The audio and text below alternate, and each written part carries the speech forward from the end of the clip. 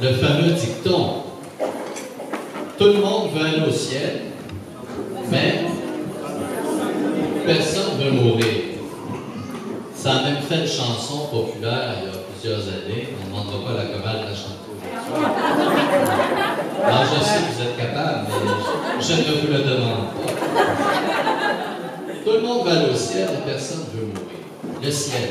Le ciel, c'est la paix. Le ciel, c'est l'amour. Le ciel, c'est la justice. Le ciel, c'est le repos. Le ciel, c'est la joie.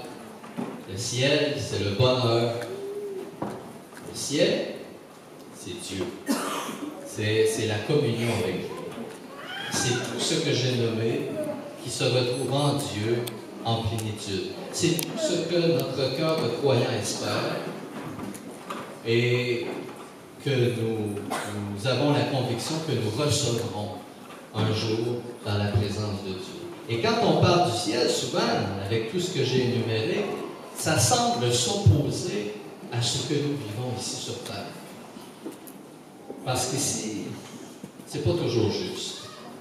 Parce qu'ici, c'est pas toujours la paix. Parce qu'ici, c'est pas toujours le bonheur. Et pourtant, c'est donc difficile de quitter tout ça. Ou de voir quelqu'un quitter tout ça. Ça veut dire que c'est pas si noir non plus, ce que nous vivons. Parce que dans tout ce que nous vivons, il y a du beau, il y a du moins beau, mais dans ce que nous vivons de beau, en lien avec l'amour, l'amitié, le partage, le pardon, avec la création qui nous émerveille ces jours-ci, avec ses couleurs qui nous émerveille toujours, avec tout ce qui est beau, Seigneur nous donne accès, lève le voile un peu sur le ciel.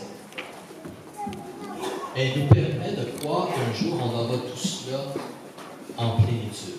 Mais aujourd'hui, dans l'Évangile qu'on a entendu, puis dans la première lecture aussi, la parole de Dieu, et d'une manière particulière Jésus dans l'Évangile, nous montre qu'il y a un lien entre ce que nous vivons ici maintenant, je pointe la nourriture, ici maintenant, et ce que nous espérons. Il y a un lien. C'est pas séparé. Le royaume des cieux qu'on attend et qu'on espère, si on veut être cohérent, il ne faut pas l'attendre passivement. Il faut déjà essayer de le goûter ici maintenant. Et non seulement essayer de le goûter, mais le construire ici maintenant. La parole de Dieu aujourd'hui nous montre, avec l'image que Jésus nous présente, que nos gestes aujourd'hui ont des conséquences pour la suite des choses.